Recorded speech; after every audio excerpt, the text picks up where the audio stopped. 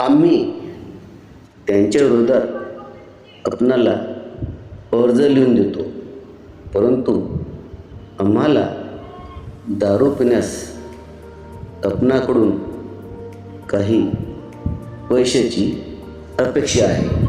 मी त्यांना स्पष्ट सांगितले, मी दारू पित नाही व कोणालाही दारू पाजत नाही, करिता मी पैसेही देऊ शकत नाही. राहिला प्रश्न श्री दळवी व मुर्तडकर यांच्या विरोधात अर्ज लिहून देण्याचा, तर तसल्या प्रकारचा अर्ज मला मुळीच पाहिजेत नाही. उलट मी सांगतो, माझ्या विरोधात आणखीन काही तक्रार लिहून श्री दळवी व मुर्तडकर व तसेच मुख्याध्यापकांना आपण लिहून देऊ शकता. आणि हे शब्द ऐकताच सर्व मंडळी परत गेली. द्वितीय सत्र परीक्षा आटोपल्या. 1 मेला महाराष्ट्र दिन साजरा करून विद्यार्थ्यांना प्रगतीपत्रक वाटप करण्यात आले आणि 2 मेपासून शाळेला उन्हाळ्याच्या सुट्ट्या लागल्या. मी माझे सोगावी म्हणजेच तामशीला आलो. गावी आल्यानंतर विचार करू लागलो, आपली बदली झाली तर. आणि असा विचार करता करता एके दिवशी बदली संदर्भात अकोला जाण्याचा विचार आला आणि मी लगेच दुसऱ्या दिवशी अकोला जिल्हा परिषदमध्ये गेलो. परंतु शिक्षणाधिकारी कार्यालयात नव्हते. माहिती मिळाली, साहेब BEd कॉलेजच्या इमारतीमध्ये आहेत. मी जिल्हा परिषदमधून BEd कॉलेजमध्ये आलो. आतमध्ये प्रवेश केला. साफसुथरा व लांबलचक रस्ता होता. दोन्ही बाजूला मेंदी लावलेली होती. मी रस्त्याने जाऊ लागलो. चांगलेच अंतर होते. वातावरण अगदी शांत होते. पुढे जाता जाता मनात विचार येऊ लागला, साहेबांना भेटावे की नाही. मनात थोडी भीती होती. मी जागीच थांबलो व परत मागे वळलो आणि परत जाऊ लागलो. परंतु परत जाता जाता मनात आणखी विचार आला, आपण आत आलो व पुन्हा परत चाललो. हे जर कोणी पाहिले तर पंचायतच होईल. आणि पुन्हा मी हिंमत करून मागे फिरलो व ज्या हॉलमध्ये साहेब बसले होते त्या हॉलच्या दरवाजाजवळ जाऊन उभा राहिलो. हॉल मोठा होता. दोन्ही बाजूला बाबू बसलेले होते आणि शिक्षकांच्या बदलीचेच काम चालू होते. मध्यभागी एक छोटासा टेबल, एक खुर्ची होती आणि त्या खुर्चीत शिक्षणाधिकारी साहेब बसले होते. त्यांचे लक्ष माझ्याकडे गेले. त्यांनी खुनीनेच मला बोलवले. मी थोडा घाबरतच साहेबाकडे गेलो. त्यांनी माझी चौकशी केली. मी सांगितले, सर, मी जिल्हा परिषद विद्यालय उंबरडा बाजार येथे शिक्षक आहे. मला वाशिमला बदली पाहिजे. असे म्हटल्यावर ते रागाने मारले, तुम्ही इथे कसे काय आले आणि वाशिमला बदली पाहिजे असे कसे बोलता. त्यावेळी मी माझ्यावर आलेला प्रसंग त्यांना सांगितला. त्यांनी पूर्णपणे ऐकला व म्हणाले, तुमचे नाव काय सांगा. नाव सांगून झाले की आपण जाऊ शकता. मनात भीतीचे वातावरण. त्या स्थितीत मी परत घरी म्हणजे तामशीला आलो. योगायोग मी साहेबांना दिलेली माहिती योग्य वाटली असेल.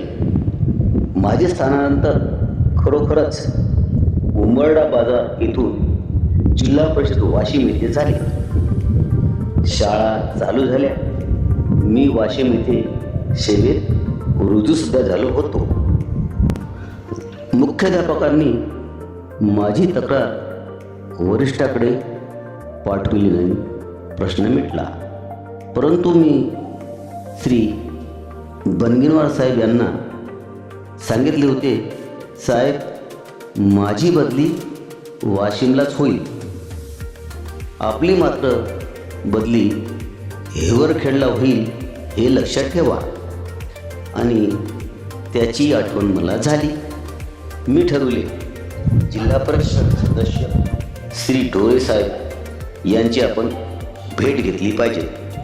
आणि त्यानुसार मी साहेबांची भेट घेतली असता ते म्हणू लागले, तुमची बदली झाली असे समजले.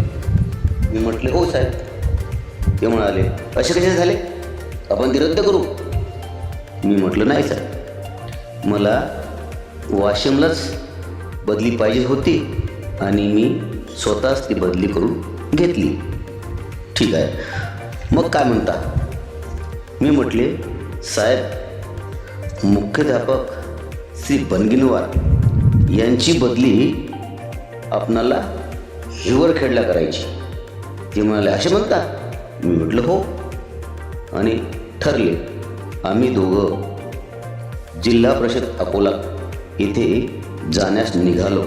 आणि त्यावेळी जिल्हा परिषद अध्यक्ष होते श्री धाबेकर साहेब. जिल्हा परिषद सदस्य श्री ढोरे साहेब यांनी जिल्हा परिषद अध्यक्ष श्री धाबेकर साहेबाची भेट घेतली व त्यांना सांगितले आमच्या शिक्षकाच्या बदल्या कशा झाल्या व ते हेडमास्टर बनगिनवार तो तेथे कशाला ठेवला.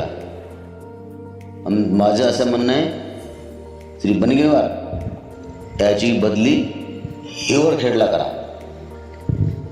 साहेबांचा रोष पाहून धाबेकर त्यांना धीर देत म्हणाले, दादा शांत व्हा, आपण म्हणाल तसेच होईल. आणि मग अशा प्रकारे जीप अध्यक्षाची भेट घेऊन आम्ही परत आलो. जीप सदस्य श्री ढोळे साहेब यांच्या म्हणण्यानुसार जीप अध्यक्ष श्री धाबेकर साहेब यांनी कार्यवाही करून श्री बनगिनवार यांची बदली हेवरखेड येथे केली. ही माहिती मला मिळाली. मी उंबरडा बाजार येथे गेलो. विद्यालयात गेलो असता मुख्याध्यापक शाळेत हजर नव्हते, परंतु माझे सहकारी शिक्षक बंधूची भेट झाली, जे की मुख्याध्यापकाचे सहकारी होते.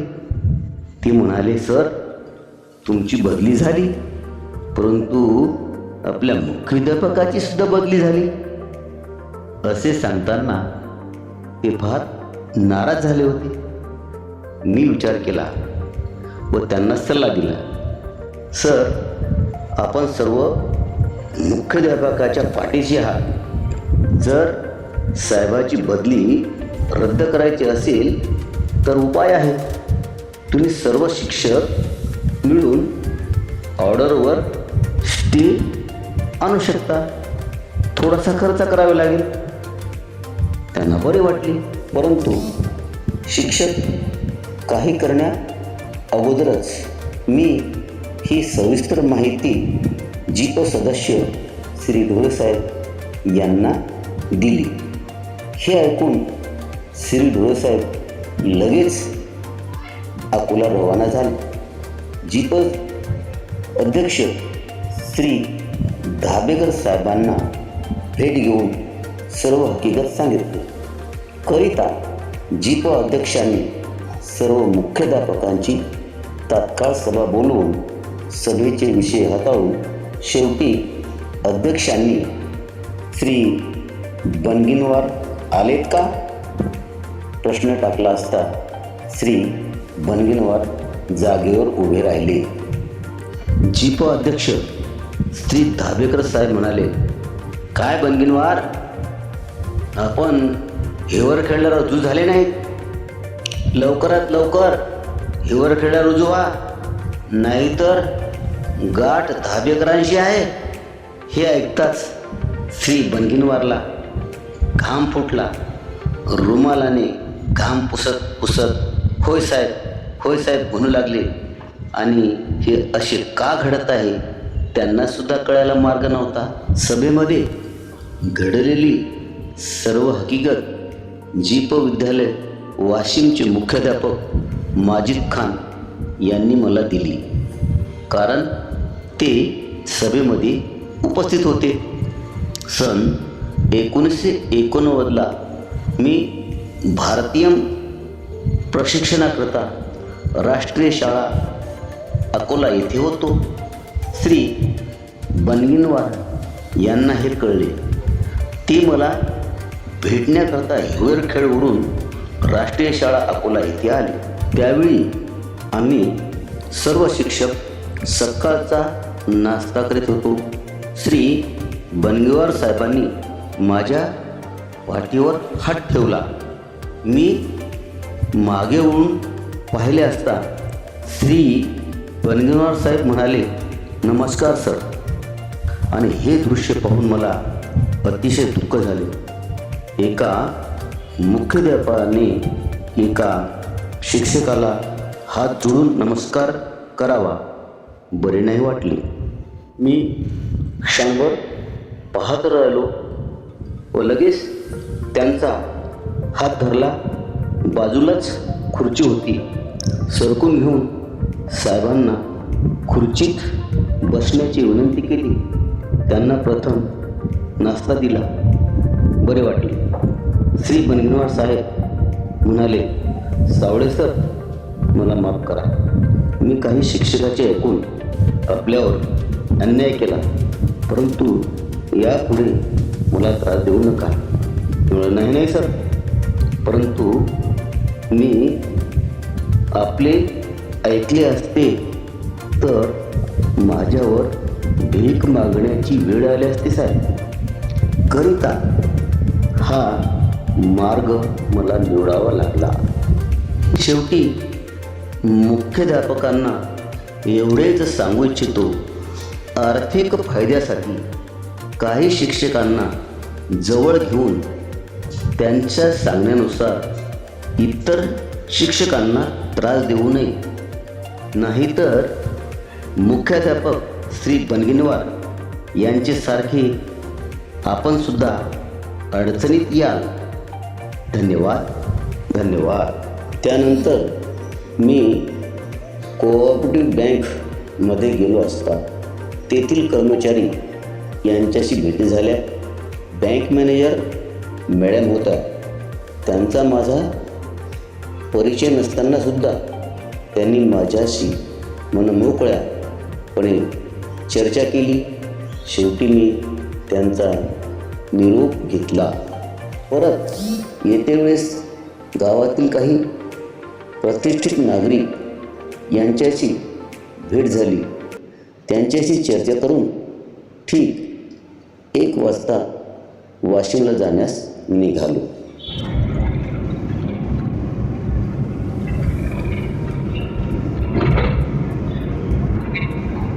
कारंजा येथे आलो असता गावाच्या बाहेर रोडला लागूनच कुटुंब हॉटेल होते. तेथे आम्ही भोजन घेतले.